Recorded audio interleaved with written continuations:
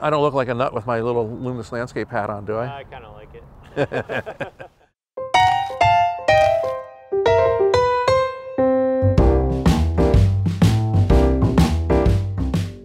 I got Michael Durr up early with me to do something I love doing more than anything else, is photographing the streets of Chicago.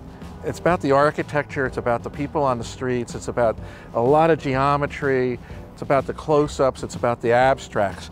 So I'm shooting with the newest addition to the Fuji line, the Fuji XH1. I love Fuji. Specifically, what I really love is their lenses. Oh yeah. And one of the beauties, of course, with the Fuji is no matter which way you work, you can look straight down on top of this camera and see all your settings. What's really nice about this new camera is this shutter release is just the die for. It's so smooth. Very, very fun camera to work with once you get used to it. What I'm doing special today is I'm shooting RAW, and then on the other card, and there's 2 cards in this camera, I'm shooting 3 versions of JPEG from Film Effects. I'm shooting Velvia, Antera, and Acros. That's called film simulation bracketing. Now the JPEGs coming out of this film simulation bracketing are just extraordinary.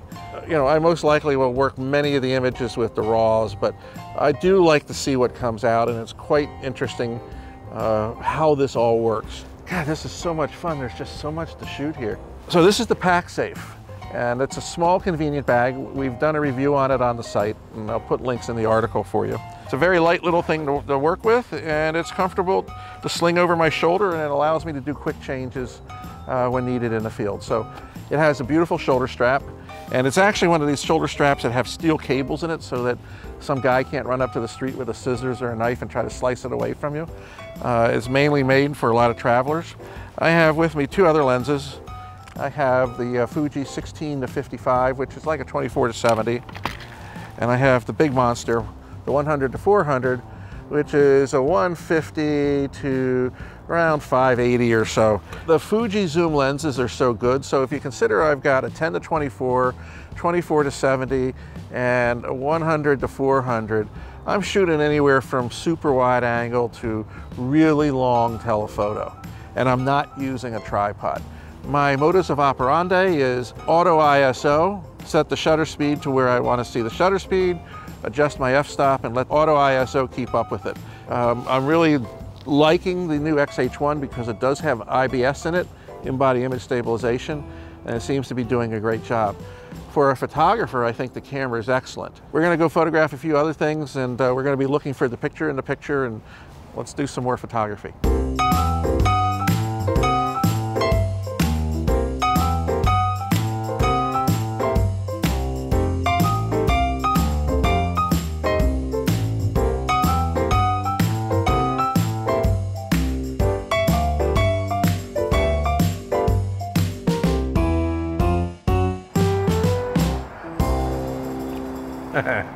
The beauty of the Fuji is that you can look down on top of the camera and see just about every setting that there is to see. So on the left side, we have the ISO dial, and I have it set for auto ISO right now. Next to that, up in the corner here, we have the diopter correction for the lens. Over here is the shutter speed dial. The LCD screen contains the shutter speed, the f-stop, exposure compensation, ISO, the status of the 3 batteries, any kind of special shooting mode you're in, and whether you're in your manual, P, aperture priority type modes at the same time. Over here, that's your exposure compensation button. When you push that and turn the dial while holding it down, you can make your exposure compensation adjustments.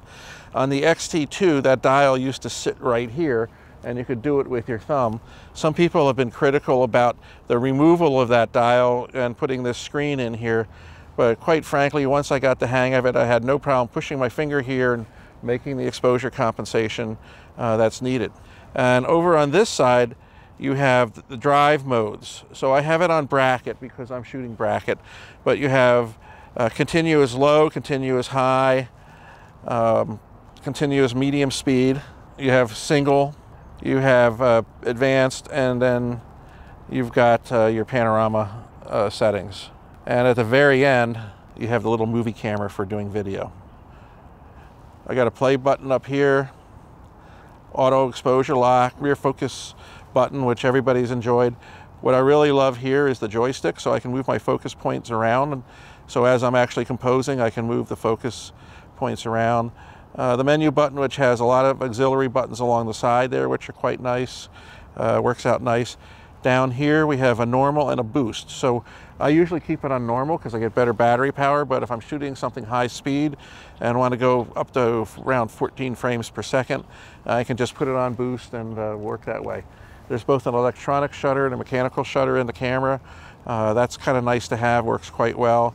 If I'm using the vertical grip, all the controls that I need are still up here, and you can lock it so you don't automatically hit it by accident when you're walking around. One of the things that is kind of a pet peeve right now is this rear screen pops out, but it doesn't pop out enough that if I'm looking straight down on top of it, the viewfinder gets in the way. But one of the cool features is, okay, which I don't know of any other camera that does it, is I've got a vertical screen that I can pop out like that.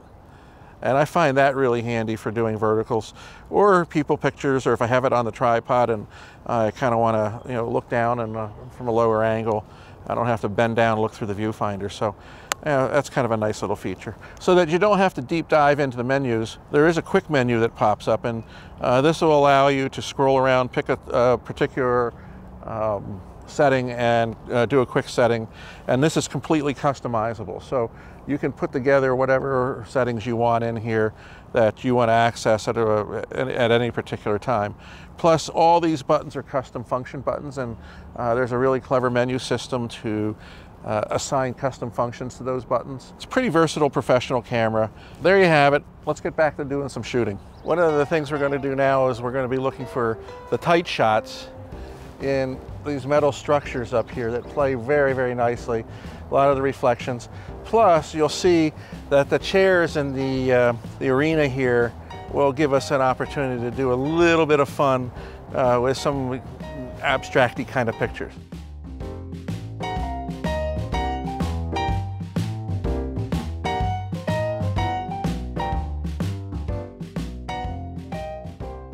God, I love this city. One of the things that is really important in photography, and I've learned it time and time again, whether I'm standing out in the middle of the desert in Australia or right here in Chicago, you always need to be looking behind you.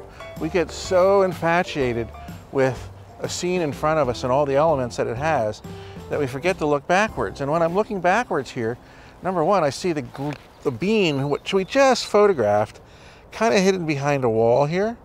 So I'm going to shoot that. And then there's this great structure holding all the speakers and the lights over this amphitheater. And I'm just seeing some really cool graphic elements here. So I'm shooting those now. My theme is you've always got to be looking. You got to get your eye trained to always look around and just don't discount things. Today you can shoot them, go back to it later, and if you don't like it, you can delete the image. But there's just so much that is around us as we start shooting. We're going to be photographing one of my favorite buildings in Chicago right now. But I stumbled upon it maybe 5 years ago, and I can't come to Chicago without photographing it, especially this time of day. Bottom line is, it's one of the most interesting architectural buildings you can see. It's got all these curves, the porches, these condominium decks, and they all wind around. But what I like to do is put my long lens on and shoot straight up and try to compress everything and do some really cool, very nice abstracts. And then I can play with the contrast, I can convert them to black and white, do all sorts of cool things, and they just are spectacular. People look at them and they don't know what they're looking at. And they're wondering what in nature actually made that, and then you tell them it's a building in Chicago made by man. Let's take a look at it, let's have a little bit of fun. I'll show you how I photograph it with my long lens, and maybe we'll come up with something good today. I've set the exposure compensation down to about 1 1/3 stop underexposed. Because what I'm going to be trying to do is underexpose a lot of things and catch the highlights. The highlights of the curves and letting the shade area go a lot darker is what I'm going to intend to do here to come up with some really nice designs. So let's take a look, see how well it works.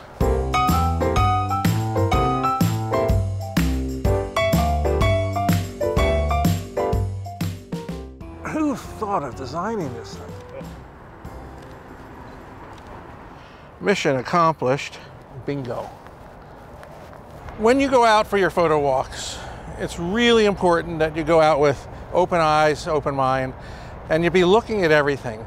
Shadows, light, you know, nothing is off limits as far as finding something to take pictures of and, you know, just trying to find beautiful compositions. It's an exercise. It's like your photography and your mind will be in better shape the more you practice and the more you go out and look at different things. I just have the most fun doing it. Chicago is one of the great places to do it. You know, as you can see, we've shot big buildings, we've shot, you know, tight shots, we've done a lot of different things along the way in our little photo walk. And don't forget the people. I've shot a few people this morning, and sometimes when it gets more crowded out there, there's more things going on people-wise. Have a little bit of fun putting people in the photographs too. You know, gotta love the city. Never neglect anything. But the bottom line is, no matter what, go out there and just have a freaking good time. Have fun taking pictures.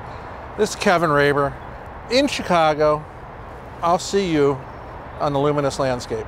What better way for a photographer to work than laying down on the job, right?